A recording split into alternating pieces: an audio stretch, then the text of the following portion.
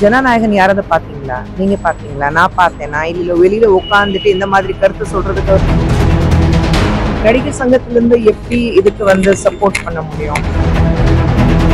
Red joint அத்தனைக்கு release பண்ணிருக்காங்க. அதுக்கு எதிர்ப்பு தெரிய வச்சது யாரு?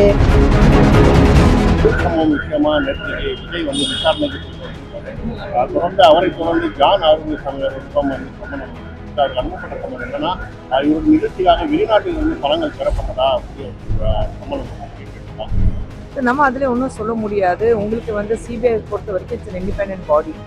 கோர்ட் இருக்கட்டும், சிபிஐ இருக்கட்டும், இந்த விஷயத்துல ஒரு விஷயம் ஆரம்பிச்சாச்சுன்னா அதுக்கப்புறம் நம்ம அதில் ஆராய்ச்சி பண்ணக்கூடாது. ஏன்னா நமக்கு அதுக்கு சம்மந்தமும் கிடையாது.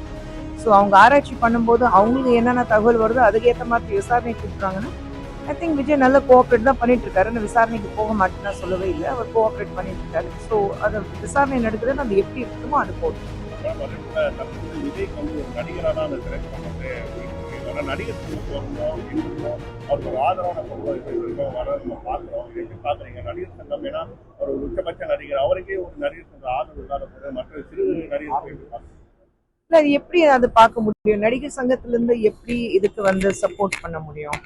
நீங்க நடிகர் சங்கம் ஒரு பிரச்சனை இருக்குன்னா நாங்களே போய் சப்போர்ட் பண்ணுவோங்கிறது கிடையாது. நாங்க கம்ப்ளைண்ட் பண்ணணும், இப்படி ஒரு பிரச்சனை இருக்கு, நீங்க சப்போர்ட் பண்ணணும்னா அப்போதான் ஒரு கம்ப்ளைண்ட் வந்தாதான் அந்த கம்ப்ளைண்ட் எடுத்துக்க முடியும். அவ்வளவுதானே இருக்கு. இந்த விஷயம் அதாவது தெலுங்குல இருந்து கூட கேசரி படம் தான் தமிழ்ல அவங்க ரீமேக் பண்றாங்க. ஸோ அதுக்கு ஈஸியா கிடைச்ச சென்சார் போது இதுக்கு தாமதமா ஒரு அரசியல் காரணங்களால. இது ஜனநாயகன் யாராவது பாத்தீங்களா? நீங்க பாத்தீங்களா? நான் பார்த்தேன். நான் இல்ல வெளியில உட்காந்துட்டு இந்த மாதிரி கருத்து சொல்றதுக்கு யார் யார் உட்காந்துட்டு இருக்காங்க யூடியூப் முன்னாடி, அவங்க பார்த்தாங்களா? பார்க்காமலே நீங்க ஏன் முடிவுக்கு வரீங்க?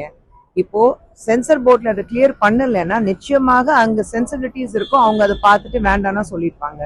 இது ஜனநாயகத்தை மட்டுமல்ல, நீங்க பராசக்தி சொல்லும் போது அதுக்கு சிபிஎஃப்சில இருந்து தடை இருக்குன்னு சொன்னாங்க. வந்துச்சு, ரிலீஸ் பண்ணிட்டாங்க. ஆனா அதுக்கு ரெட் ஜாயிண்ட் அத்தனைக்கு ரிலீஸ் பண்ணிருக்காங்க. அதுக்கு எதிர்ப்பு தெரிய வச்சது யாரு? உங்க கூட்டணியில இருக்கிறது காங்கிரஸ் தானே.